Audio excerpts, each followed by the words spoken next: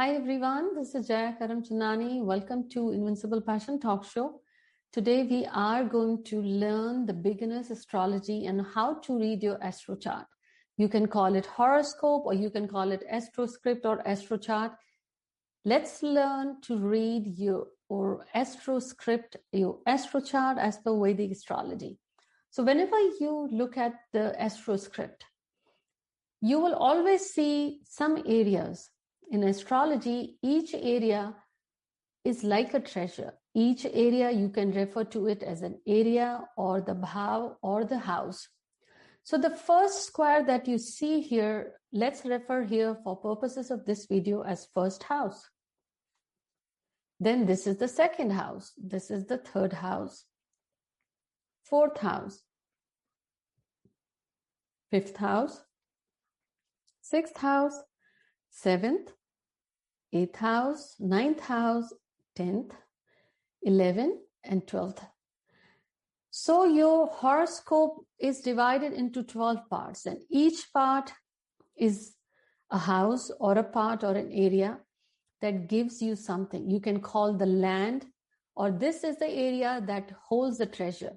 So basically, this first area refers to you, yourself. When you look at this area, it tells all about you. What are your desires? The first area is all about you, tells about your desires. What does your soul want? Your name, your fame, your habits, your outlook towards life, your personality. Second house talks about your accumulated wealth, your family, your speech.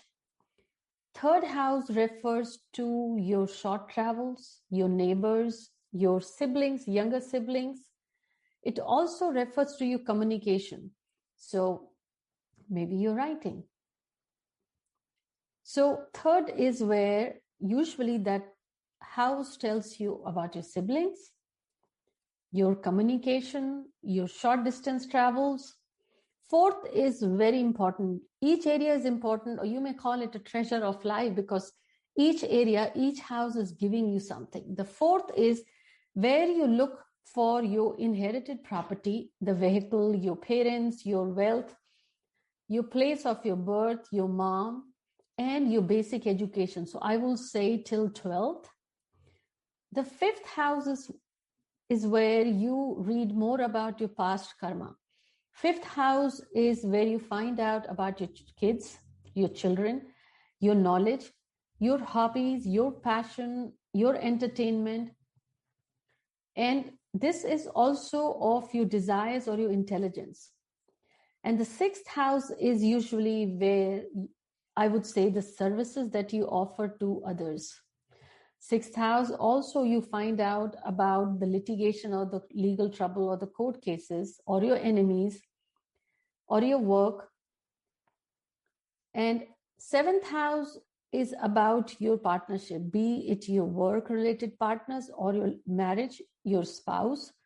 Again, a very important house. So anytime anything related to your marriage or partnerships, this is the house you look at. Today, for purposes of this video, as we learn how to read your astro chart, first area, as we discussed, and now at 7th, it's all about your partnerships. 8th house is the house of sickness, long-term, long diseases. The 8th house is of sudden happenings, the death, the accidents, I would say the issues or unearned money. 9th house is where it talks about your higher education. It talks about your guru. It talks about your luck, your fortune. And to be honest, this is something more that will take you your soul's calling, the dharma, the purpose, the life path. 10th house is all about an important element, that is your career, your job, your profession. What will you do? How will you achieve success in terms of employment or career or job, the respect, the social recognition? 11th is all about your gains.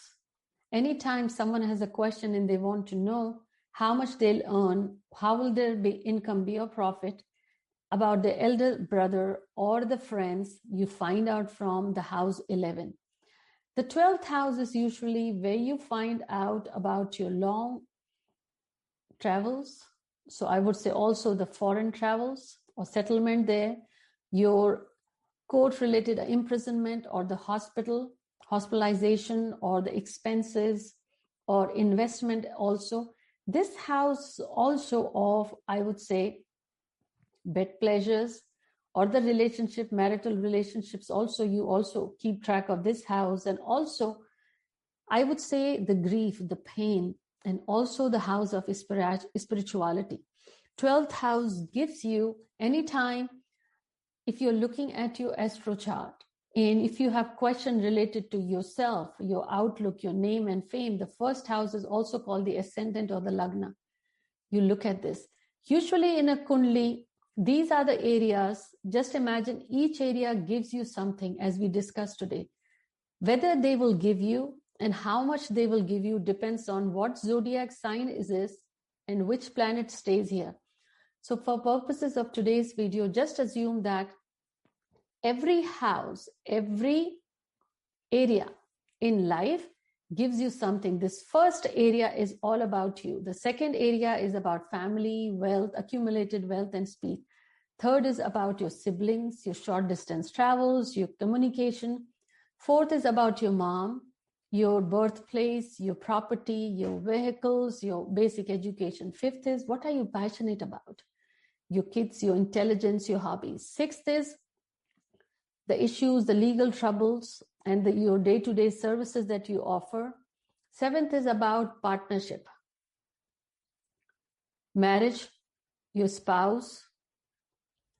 Eighth house is sudden events, your pain, the death, the grief, long diseases. Ninth is about your dharma, your guru, your father, your luck. 10th is about your career, profession, job. 11th is all about your gains, your income, your friends, your social recognition. Also, you consider 10th and 11th. 12th is about your spirituality, your expenses, your hospitalization, your imprisonment, foreign settlement, and long travels as well. So these are the areas, you call it your treasures of life because each area is giving you something.